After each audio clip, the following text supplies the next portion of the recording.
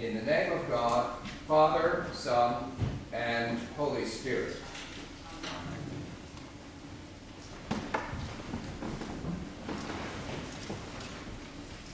Sometimes, in order to express the vast extent of the Scriptures, they are commanded to the seas.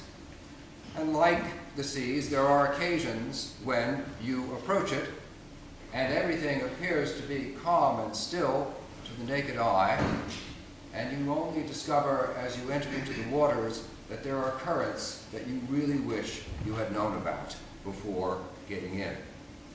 So there are also currents beneath what passes for a superficial understanding of the Scriptures, and I can illustrate that with today's reading from the Gospel according to Mark.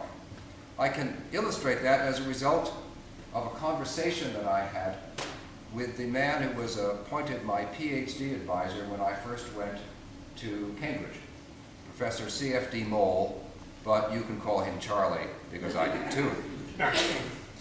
During one of my early meetings with me, he decided, as he frequently did, and as any PhD advisor should, that he would press me a bit, go beyond the particular passage that I was talking about.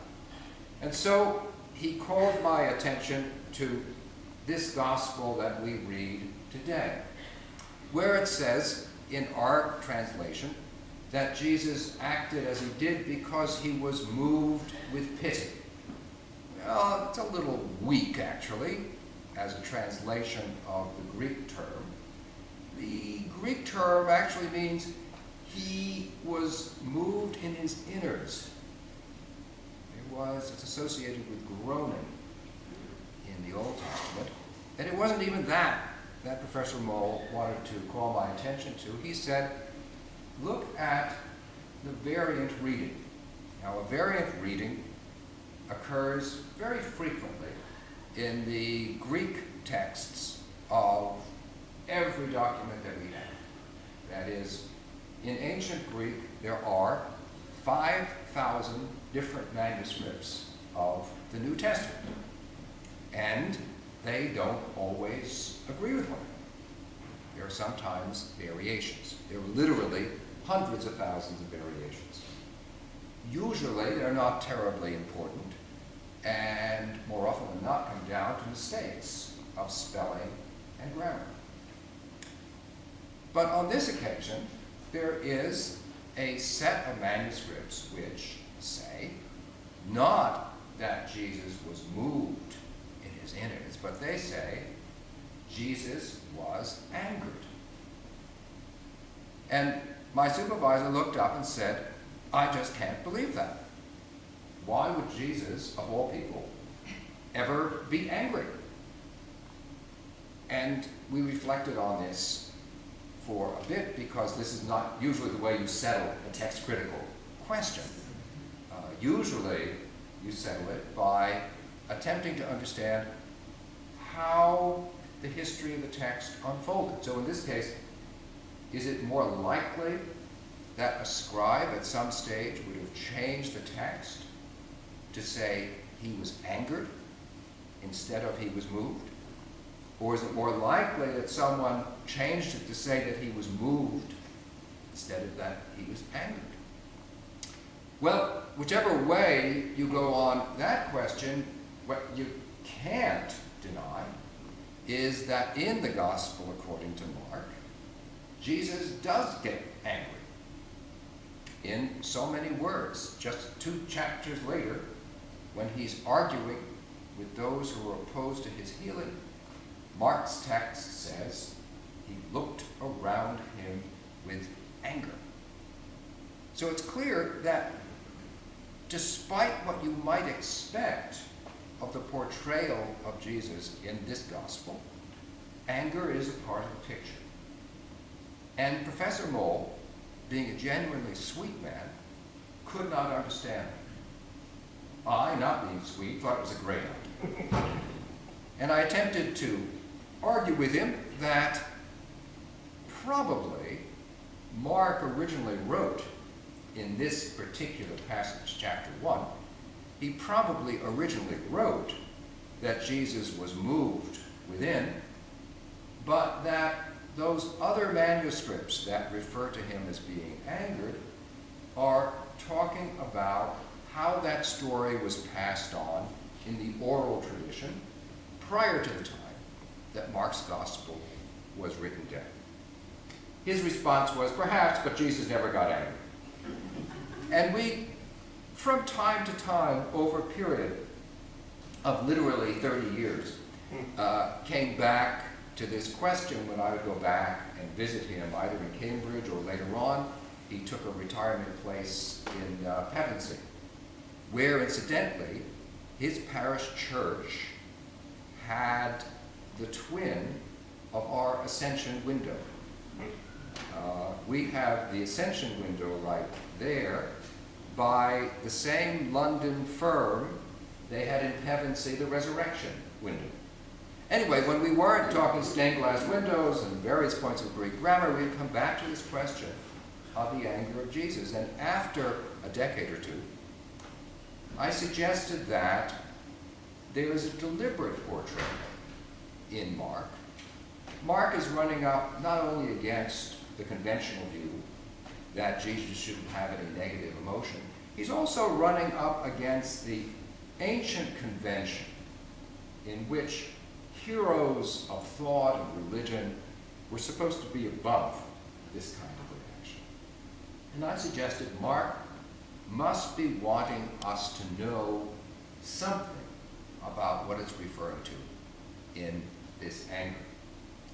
And what I pointed out to him was that in every case where it occurs, here, in relation to the outbreak of the skin suffered by the person, in the case of the healing, which occurs in chapter 3, and in the case where he's not called angry, but he obviously is, when he's in the temple.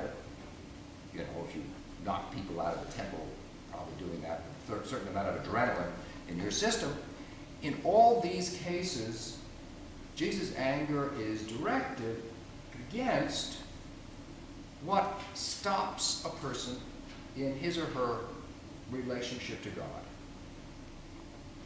He is angry with the ailment of skin that causes this person to be considered unclean. He is angry with those who would prevent him from healing. He is angry with the people who get in the way of the worship of Israel. He's angry with specific impediments to God, and he vents his anger against them. He does not vent his anger against people, but against their hard-heartedness, in the case of Pharisees, against their condition, in the case of the man with the skin ailment, against their refusal to let people worship, as Jesus, with his prophetic wisdom, knows that they should. There's a vital distinction between becoming angry with a person and rather becoming angry with a specific behavior that impedes how it is that a person can relate to God. It seems to me that this is what Mark is conveying within his gospel, and asking us to avoid two fairly easy errors of the religious life. One of them is the error of thinking, I'm saved now, I'll never again be angry or have a negative emotion. And the result of that expectation is what I refer to as a false passivity. A not moving, a not reacting, a not engaging. But guess what? There's genuine injustice in the world. There are things done to the children of God which should not be done. And it is right for us to be angry and to act upon that anger, as Jesus acted against the impediment of this Israelite and the community of Israel. But then the other difficulty is a self-righteousness in which, instead of becoming angry with these particular impediments, we become angry with people. We assume that because someone disagrees with me, that person must be wrong in his character, root and branch. And in fact, in losing the precision of what causes our anger legitimately, we fall into the trap of making anger a norm. We find reasons to attack and not to build. Now, these false reactions of passivity and general anger against a person or persons can happen in any community at any time. Mark's gospel is informing us that there are legitimate occasions of anger, but that we need to be able to focus on what those occasions are and to be precise in what we're relating to. That's what keeps us engaged. There are plenty of reasons for which we should not be happy with the world around us. There are genuine cases of need. There are cases of oppression. We can legitimately become frustrated when governments either do not intervene in the case of injustice or insist on intervening militarily when it's clear that they should not do so. But that doesn't mean that we can therefore decide that we will have nothing whatever to do with it. Either our generalized anger or our passivity are not appropriate responses.